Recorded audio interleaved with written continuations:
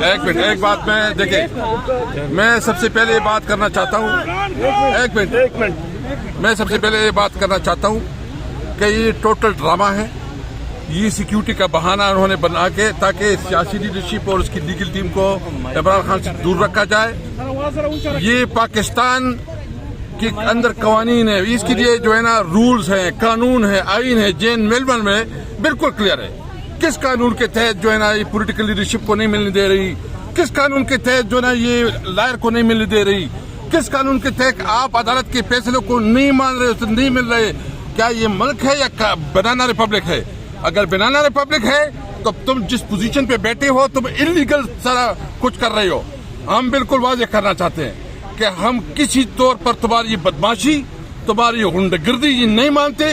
ہم اسمبلی کی فلور پہ بھی اٹھائیں گے بات، اور ہمیں مجبور کر رہے ہو آپ ہمیں دیوار سے لگا رہے ہو، اور اگر آپ اس طرح دیوار سے لگا رہے ہیں تو یاد رکھیں حکومت نہیں کر سکو گے انشاءاللہ تعالی۔ تمہاری حکومت جو ہے نا ویسی ریجیکٹڈ مال ہو، ریجیکٹڈ ہو تم، اور ریجیکشن کے بعد جو ہے آپ ظلم کر رہے ہو۔ انشاءاللہ تعالی آپ کے وقت زیادہ دور نہیں ہے کہ انشاءاللہ عمران خان اس ملک کا وزیر اعظم ہو گیا۔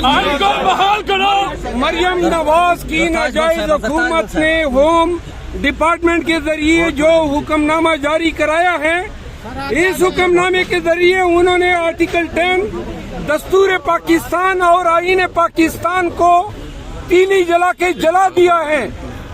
آرٹیکل 10 کہتا ہے کہ وکیل سے کلائنٹ کی ملاقات جیل میں دنیا کی کوئی طاقت نہیں روک سکتی ہے۔ انہوں نے ان کے روحوں میں شمر اور ابن زیاد کی روحیں حلول کر گئی ہے۔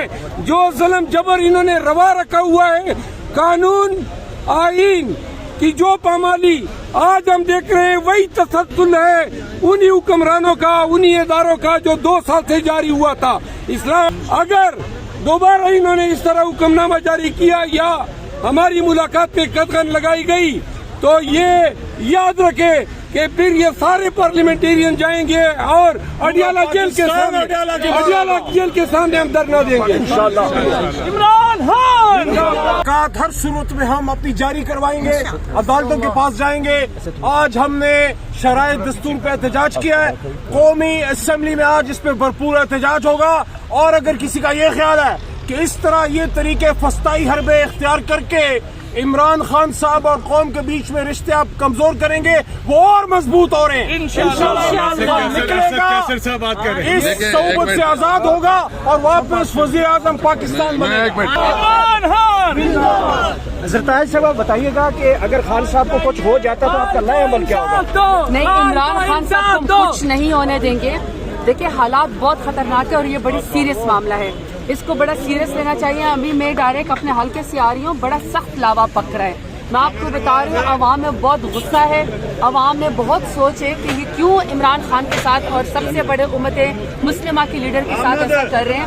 اس کو ہم بڑا سیریس دیکھتے ہیں اور ہم ہر فورم پہ یہ آواز اٹھائیں گے، اور میں حکومت کو بھی یہ بتانا چاہتی ہوں جو آپ اوچھے ہتھ کنڈے استعمال کر رہے ہیں عمران خان کو، آپ اس کے عوام سے دور رکھنے کی کوشش کر رہے ہیں، یا آپ دور رہ نہیں کر نہیں پائیں گے۔ اس طرح یہ معاملات اور بگڑتے جائے گا اور یہ لاوا مزید پکتا جائے گا، حالات ان سے آؤٹ آف کنٹرول ہو جائیں گے۔ کہا جا رہا ہے کہ مریم نواز کے کہنے کے اوپر یہ سارا کچھ کیا جا رہا ہے، تو آپ کو لفظی گولہ باری بھی آپ کے درمیان رہتی ہے کہ یہ واقعتاً مریم نواز کو یہ جو عمران خان کے لیے خطرہ ہے؟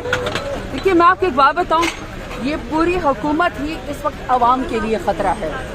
آپ کے سامنے